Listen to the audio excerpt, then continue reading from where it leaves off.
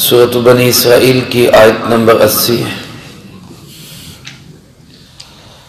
الحمدللہ وکفا وسلام علی عبادہ الذین اصطفى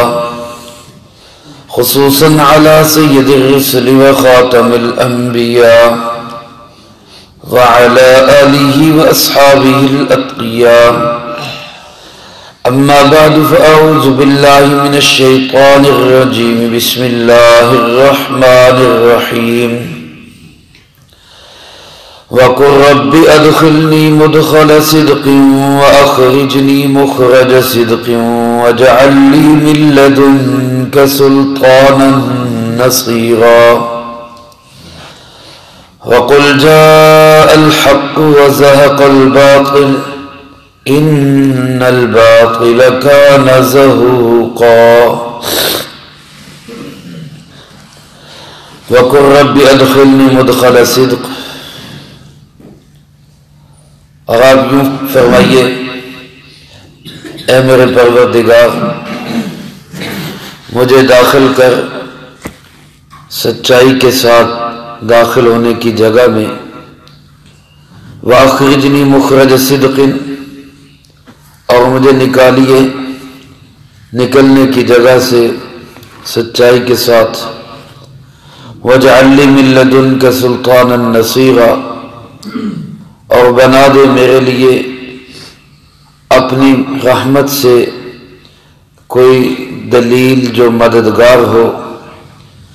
وَقُلْ جَاءَ الْحَقُّ وَزَهَقَ الْبَاطِلُ، اور آپ یوں فرمائیے حق آ چکا اور باطل مٹ چکا، اِنَّ الْبَاطِلَ كَانَ زَهُوقًا، بے شک باطل ہے ہی مٹنے والا۔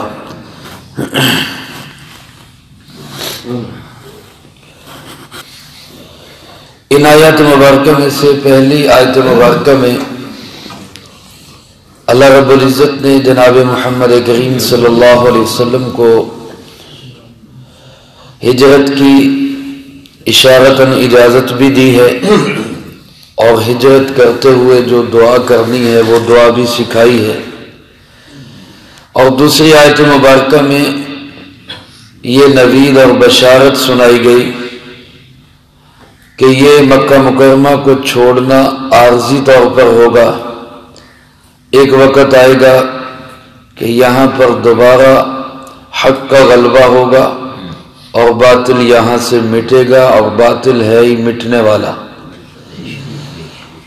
جس وقت یہ آیات مبارکہ نازل ہوئی ابھی ہجرت کی نہیں تھی، ہجرت کا اعلانیہ حکم بھی نہیں آیا تھا۔ اس وقت ہو سکتا ہے اس کو کوئی ایک دیوانے کی بڑھ سمجھتا ہو کہ یہ خام خواہ کی ایسے بڑکے ہیں اور طفل تسلیاں ہیں، مکہ مکرمہ میں جہاں جینے نہیں دیا جا رہا، ستایا جا رہا ہے، تنگ کیا جا رہا ہے، مرضی کے ساتھ عبادت کرنے کی اجازت نہیں دی جا رہی، تو یہاں پہ کیسے یہ فاتحانہ داخل ہوں گے اور حق آئے گا اور باطل مٹے گا، یہ کیسے ہوگا؟ لیکن میرے عزیز دوستو، تاریخ شاہد ہے، آپ صلی اللہ علیہ وسلم نے ہجرت فرمائی، اور ہجرت کے تقریباً 8 سال کے بعد جناب محمد کریم صلی اللہ علیہ وسلم فاتحانہ اسی مکہ مکرمہ میں داخل ہوئے۔ یہ اللہ رب العزت کی قدرت اور شان ہے۔ تلک الایام نداولها بین الناس، اللہ فرماتے ہیں حالات ایک جیسے نہیں رہتے، حالات عدلتے بدلتے رہتے ہیں، اتار چڑھاؤ آتا رہتا ہے، وقت کا پہیہ گھومتا رہتا ہے۔ اگر آج کوئی اوپر ہے تو کل کو وہ نیچے ہوگا، اور آج کوئی نیچے ہے تو کل کو وہ اوپر ہوگا، یہ حالات چلتے رہتے ہیں۔ کامیابی ہمیشہ اس شخص کے حصے میں آتی ہے جس کا عقیدہ اور نظریہ درست ہے، جو صحیح سوچ اور فکر کے ساتھ دنیا میں جی رہا ہے۔ اللہ ہم سب کو صحیح عقیدہ، صحیح نظریہ، صحیح سوچ اور فکر نصیب فرمائے۔ یہ دعا اللہ پاک نے سکھائی، علماء نے لکھا ہے کہ یہ دعا اصل تو کسی آبادی میں داخل ہونے سے پہلے اور کسی آبادی سے نکلنے سے پہلے کی ہے، یعنی یوں کہہ لیں کہ سفر سے پہلے کی یہ دعا ہے، لیکن یہاں پہ اس کا تذکرہ خاص طور پہ ہجرت کے لیے ہے کہ آپ جب ہجرت کریں تو یہ دعا پڑھیں، یہ دعا مانگیں۔ اور اسی طرح علماء نے لکھا ہے کہ انسان اپنے جتنے بھی اچھے اور نیک مقاصد ہیں، اصل جو اس کے جائز مہمات ہیں، چاہے وہ کاروبار کی شکل میں ہو، کسی جائیداد کے خریدنے کی شکل میں ہو، کوئی اور نیک کام کرنے کی غرض ہو، تو اس سے پہلے یہ دعا پڑھ لے، اللہ کی غیبی مدد شامل حال ہوگی۔ جیسا کہ جناب محمد کریم صلی اللہ علیہ وسلم نے ہجرت کے موقع پہ اسی دعا کو پڑھا تو اللہ کی غیبی نصرت اور مدد آپ کے شامل حال رہی۔ آپ نے لوگوں نے آپ کے گھر کا محاصرہ کیا، آپ کو قتل کرنا چاہا، لیکن آپ ان کے بیچ میں سے نکلے اور ان کے سروں پہ خاک ڈالتے ہوئے نکلے، اللہ نے کسی کو خبر تک نہیں ہونے دی۔ پھر غار ثور میں 3 دن ٹھہرے رہے، کسی کو کانوں کان خبر نہیں ہوئی، غار کے منہ تک پہنچ گئے، اندر آپ صلی اللہ علیہ وسلم تشریف فرما ہے۔ اللہ کی غیبی مدد کیسے آئی کہ غار کے منہ پہ مکڑی نے جالا تن دیا، کبوتری نے انڈے دے دیے، امیہ ابن خلف جیسا سخت اور ضدی دشمن کہنے لگا، جو بڑا سخت کھوجی بھی تھا، پاؤں کے نشانات دیکھتے ہوئے غار کے منہ تک پہنچ گیا تھا، اس کا علم، اس کا تجربہ، اس کی کھوج بتا رہی تھی کہ یہ جس کے نشانات ہیں وہ اندر ہے، لیکن جب اس نے جالا دیکھا، کبوتری کے انڈے دیکھے، گھونسلہ دیکھا، کہنے لگا یہ ہو ہی نہیں سکتا، اس کے اندر کوئی جائے۔ اللہ نے وہاں تک پہنچا کے واپس موڑ دیا۔ سراقہ ابن مالک نے دیکھ بھی لیا اور آپ کا پیچھا بھی کیا، گھوڑا زمین میں دھنسا اور 3 دفعہ دھنسا، اور پھر وہ معافی مانگ کر واپس پلٹ گیا، اس وعدے کے ساتھ کہ میں جو پیچھے آ رہے ہیں ان کو بھی یہی کہوں گا کہ آگے کچھ نہیں ہے، چلو واپس چلیں۔ تو اللہ نے آپ کی مدد و نصرت کی اور آپ بحفاظت مدینہ منورہ پہنچے، اور مدینہ منورہ میں بھی آپ کا رہنا انتہائی شاندار ہوا، ظاہری باطنی ہر انداز سے اللہ پاک نے آپ کی مدد و نصرت فرمائی، عزت دی، غلبہ دیا، تسلط دیا، مدینہ منورہ کی حکمرانی دی، اور پھر 8 سال کے اندر ہی آپ دوبارہ مکہ مکرمہ کے اندر فاتحانہ داخل ہوئے، اور اسی کوہ صفا پہ کھڑے ہو کے آپ نے خطاب کیا جس پہ آپ نے اس سے پہلے خطاب کیا تھا تو ابو لہب نے کہا تھا تباً لک یا محمد، اے محمد صلی اللہ علیہ وسلم تیرا ستیہ ناس ہو، نعوذ باللہ من ذالک، تو نے ہمیں اس لیے جمع کیا تھا۔ آج اسی مقام پہ آپ کھڑے تھے، اسی جگہ پہ آپ پھر کھڑے تھے، اور جناب محمد کریم صلی اللہ علیہ وسلم فرما رہے تھے الحمدللہ وحدہ، تمام تعریف اس اکیلے اللہ کے لیے ہے، انجز وعدہ، جس نے اپنے وعدہ پورا کر دیا، ہزم الاحزاب وحدہ، سارے لشکروں کو اسی ایک اکیلے اللہ نے شکست دی۔ اور آپ مکہ میں فاتحانہ داخل ہوئے، بیت اللہ میں داخل ہوئے، 360 بت بیت اللہ کے اندر رکھے ہوئے تھے۔ اندازہ کرے ظالموں نے توحید کے مرکز کو شرک کا گڑھ بنا دیا ہوا تھا۔ اس بیت اللہ کے اندر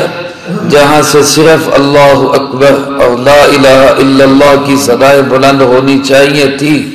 اس میں اللہ کے غیر کے ساتھ شرک کیا جاتا، ہر دن کے لیے الگ بت، 360 بت رکھے ہوئے۔ جناب نبی پاک صلی اللہ علیہ وسلم کے ہاتھ میں چھڑی تھی، بعض علماء نے لکھا اس کے آگے نوکیلی چیز لگی ہوئی تھی، نیزے ٹائپ تھی چھڑی، اور آپ ایک ایک بت کو مارتے، وہ منہ کے بل زمین پہ گرتا، اور زبان مبارک پہ یہی الفاظ تھے جاء الحق وزہق الباطل ان الباطل کان زہوقا، حق آ گیا اور باطل مٹ گیا، اور باطل تو ہے ہی مٹنے والا۔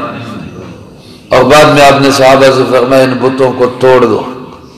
میرے محترم دوستو، یہ دعا آپ صلی اللہ علیہ وسلم کی دعا ہے، رب ادخلنی مدخل صدق واخرجنی مخرج صدق۔ علماء فرماتے ہیں مدخل داخل ہونے کی جگہ کو کہتے ہیں، اور مخرج نکلنے کی جگہ کو کہتے ہیں۔ اور صدق کا معنی سچائی ہے، اور مفہوم اس کا یہ ہے کہ وہ کام جو ظاہراً اور باطناً ہر لحاظ سے 100% درست ہو، اس کو کہا جاتا ہے صدق۔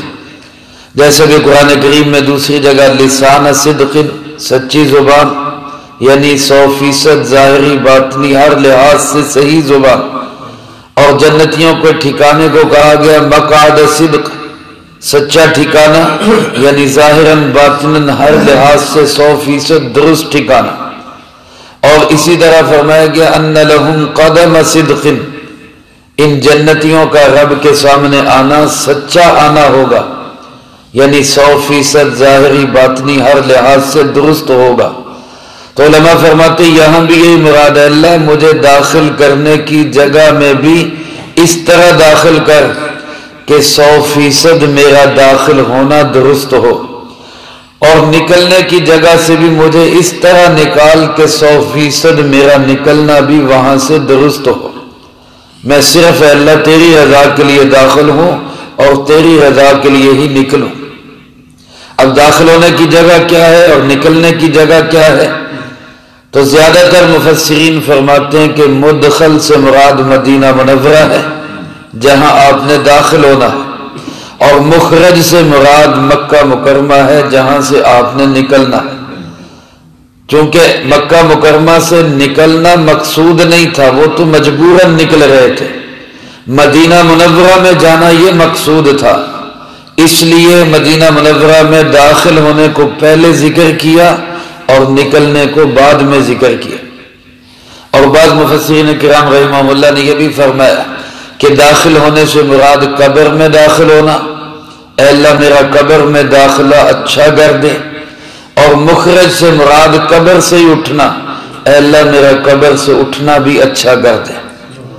اور بعض علماء نے فرمایا کہ مدخل سے مراد دنیا سے مدخل سے مراد جنت میں داخلہ ہے،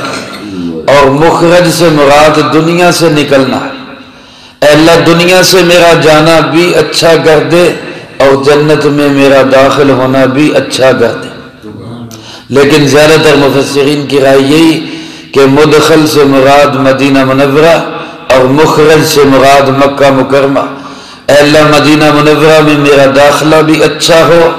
اور مکہ مکرمہ سے میرا داخلہ بھی اچھا ہو۔ اور اگلا جملہ فرمائے وَاجْعَلْ لِي مِن لَّدُنْكَ سُلْطَانًا نَصِيرًا، سلطان کا معنی غلبہ ہوتا ہے، سلطنت، اور اے اللہ میرے لیے ایسا غلبہ بنا دے جو میرا مددگار غلبہ ہو۔ علماء نے لکھا ہے کہ آپ صلی اللہ علیہ وسلم کے پاس قرآن کریم کا نظام تھا، دلیل تھی، عقلی لحاظ سے آپ صلی اللہ علیہ وسلم مضبوط جگہ پہ کھڑے تھے، لیکن تمام تر دلائل اور تمام تر علمی مضبوطی اس وقت تک کسی کام نہیں آتی جب تک انسان کے پاس اقتدار نہ ہو، غلبہ نہ ہو، سیاسی لحاظ سے وہ مضبوط نہ ہو۔ اس لیے علماء فرماتے ہیں سلطان النصیرہ سے مراد آپ کی دعا یہ تھی کہ یا اللہ علمی لحاظ سے تو میں مضبوط ہوں، اب مجھے غلبے کے لحاظ سے بھی مضبوط کر دے تاکہ میں قرآن کا نظام چلا سکوں۔ سلطان النصیرہ، اللہ مجھے ایسا غلبہ دے دے جو غلبہ قرآن کے نظام کو نافذ کرنے میں میرا مددگار ہو۔ چنانچہ علماء فرماتے ہیں کہ جتنا مرضی مضبوط قرآن کریم کسی کے پاس ہو، جتنا مرضی مضبوط علم کسی کے پاس ہو، اس کا علم اس وقت تک گھر میں بھی نہیں چل سکتا جب تک کہ گھر میں اس کا کنٹرول نہ ہو۔ اپنی اولاد ہوگی نہیں مانے گی، نہیں چلے گی نظام کے مطابق، اپنے بچے ہوں گے وہ نہیں باپ کے اقتدار کو تسلیم کریں گے۔ تو جب ایک گھر میں غلبے کے بغیر اللہ کا قرآن نہیں چل سکتا، جناب نبی پاک صلی اللہ علیہ وسلم کا نظام نہیں چل سکتا، تو ایک ملک میں کیسے چل سکتا ہے؟ اس لیے آپ صلی اللہ علیہ وسلم نے مانگا کہ اللہ 13 سال تو یہاں ہم نے مار پیٹ برداشت کر لی، اب جہاں جا رہے ہیں وہاں ایسا غلبہ دے دے جو قرآن کے نظام کے لیے مددگار ہو۔ چنانچہ وہ ملا، مدینہ منورہ کو آپ نے اسلامی ریاست بنایا، اور پھر وہی اسلامی ریاست پھیلی، اور پھیلتے پھیلتے حضرت امیر معاویہ رضی اللہ تعالیٰ عنہ کے دور خلافت تک 64 لاکھ مربع میل تک پھیل گئی۔ اور پھر جو تاتاریوں نے ہمارا حشر کیا، ہماری جو ہے کوتاہیوں کی وجہ سے ہم دنیا کے عیش و عشرت میں مشغول ہو گئے، آرام طلبی میں لگ گئے، ہمارا مقصد اول دنیا بن گیا، اور اس میں ہم ایسا کھبے کہ آج تک ہم دین کو اپنا مقصد بنا ہی نہیں سکے۔ اللہ ہم سب کو دین کو مقصد بنانے کی توفیق نصیب فرمائے۔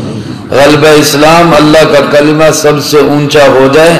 یہ جناب محمد کریم صلی اللہ علیہ وسلم کی بعثت کے مقاصد میں سے ہے۔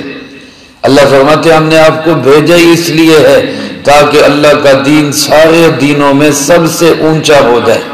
اب وہ کیسے ہوگا؟ وہ سلطان النصیرہ سے ہوگا۔ فرمایا جب آپ کو اللہ فتح نصیب فرما دے تو پھر آپ یوں کہیں جاء الحق وزہق الباطل، اور اس کا یقین رکھیں 9-10 سال پہلے جب یہ آیات اتر رہی تھی تو ان آیات کو کوئی سمجھ نہیں سکتا تھا، یہ کیسے ہوگا؟